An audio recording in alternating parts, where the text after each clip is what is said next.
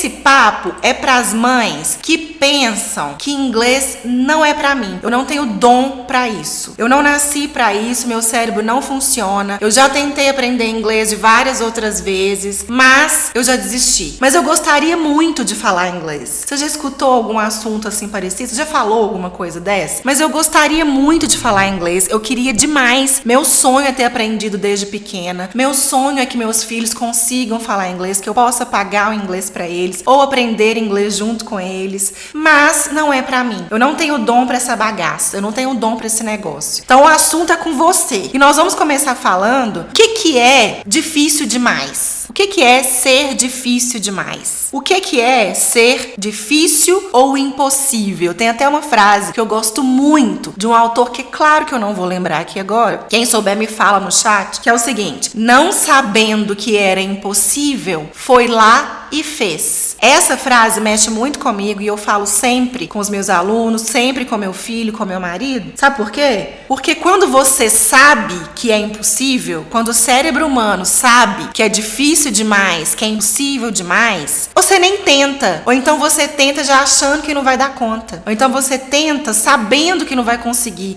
Então você não dá o máximo de si. Mas quando você não sabe que é difícil, não sabe que é impossível e dá o melhor que você tem hoje, com as melhores ferramentas que você tem, você consegue sem saber que é impossível. Porque ninguém te falou antes, ninguém fez propaganda negativa, ninguém falou, não tem jeito, eu não tenho dom. E para inglês não existe isso de não ter dom. Não existe. Se você estuda, você aprende. Se você pratica, você aprende. Se você estuda teoria e pratica muito e introjeta isso na sua rotina, você aprende. Não tem outro jeito. Não tem quem não tenha o dom, quem não nasceu para isso, quem não sabe fazer isso. Então, o que é difícil? Difícil, o que você considera difícil? É um negócio que dá trabalho para fazer? Ou é um negócio que você esquece com facilidade? Ou é um negócio que você já tentou, mas desistiu? Então, a gente vai avaliar o que é o conceito de difícil, a primeira coisa. O que é difícil? Porque quando você fala que o inglês é difícil, o que você está querendo dizer? Você está querendo dizer que você não se dedica tanto? Que você acha que não tem tempo e nunca gastou muito tempo se dedicando a isso?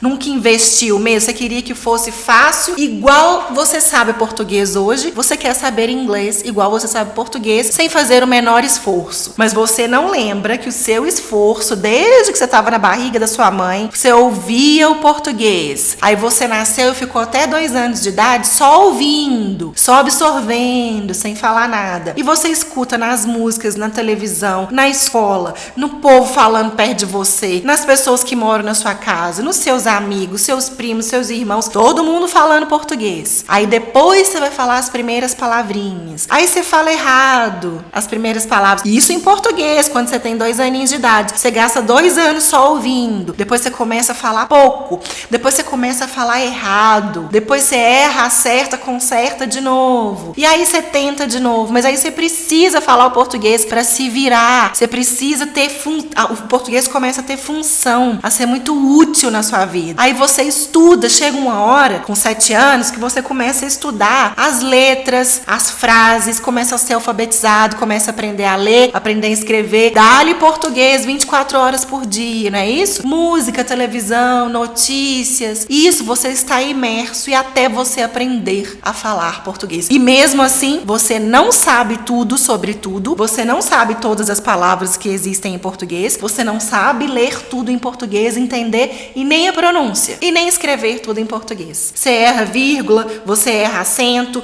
você erra porquê separado, porquê junto, não é assim? É desse jeito que acontece. Então, com o inglês é a mesma coisa. É difícil se você comparar o português que você tem hoje com o inglês que você tem hoje, com 35 anos de idade, com 30 anos de idade, com 45 anos de idade, você como mãe. Aí é difícil mesmo. Mas eu não consigo aprender. Tá, mas quanto tempo você dedicou a isso? Se você tentou aprender inglês com a escola, é muito pouco provável que você tenha conseguido alguma coisa. Se você tentou aprender assistindo tudo, ouvindo todas as músicas em português, não colocando inglês em absolutamente nada na sua vida, abolindo tudo de de inglês, porque geralmente é assim. Quando a gente não gosta de alguma coisa, é sinal que a gente tem dificuldade.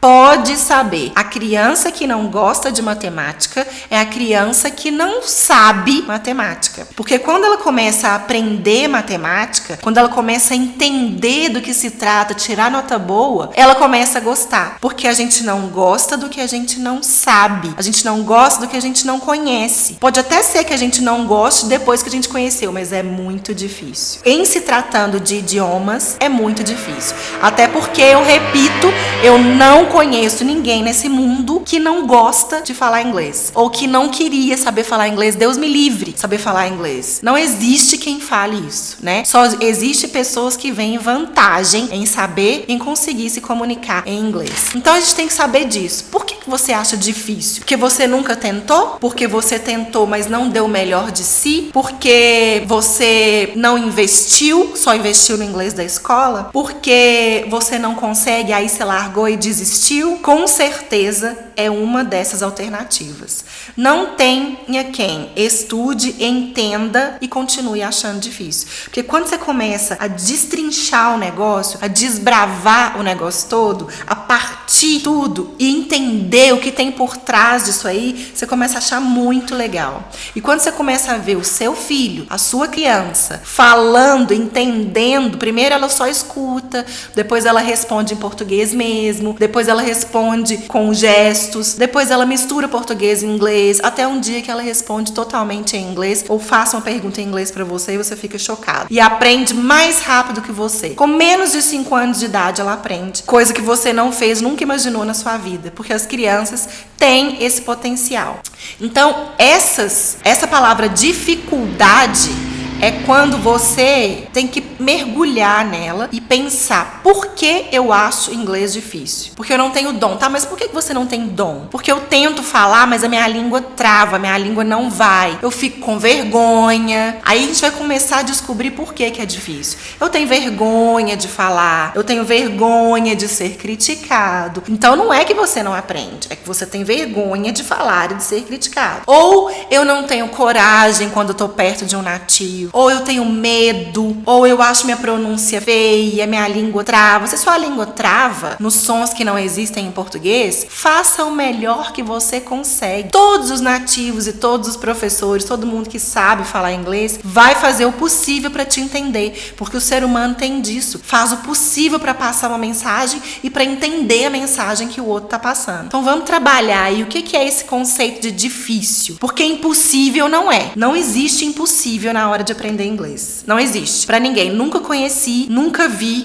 na literatura. Se vocês conhecerem, me mostrem. Não tem jeito. Nós temos que descobrir o que a gente acha difícil e trabalhar nisso, o que a gente acha difícil. E aí, você começa a fazer as pazes com o inglês. A primeira coisa que a gente tem que fazer quando a gente acha difícil, que a gente não tem o dom, impossível, terrível, começa a falar mal do inglês não vai adiantar. Não vai fazer você aprender inglês. Falar mal da gramática, da pronúncia, do som, é tudo embolado, não vai adiantar. O que vai adiantar é você resolver esse nó, é você desembolar esse nó na sua cabeça, é você começar com passos de formiguinha, passo a passo. Ninguém vai ser fluente, falar tudo, entender tudo do dia para a noite, até porque ser fluente não é saber falar tudo sobre todos os assuntos. Ser fluente é saber passar a mensagem em determinado idioma sobre o assunto que te interessa, sobre o assunto em questão. O assunto,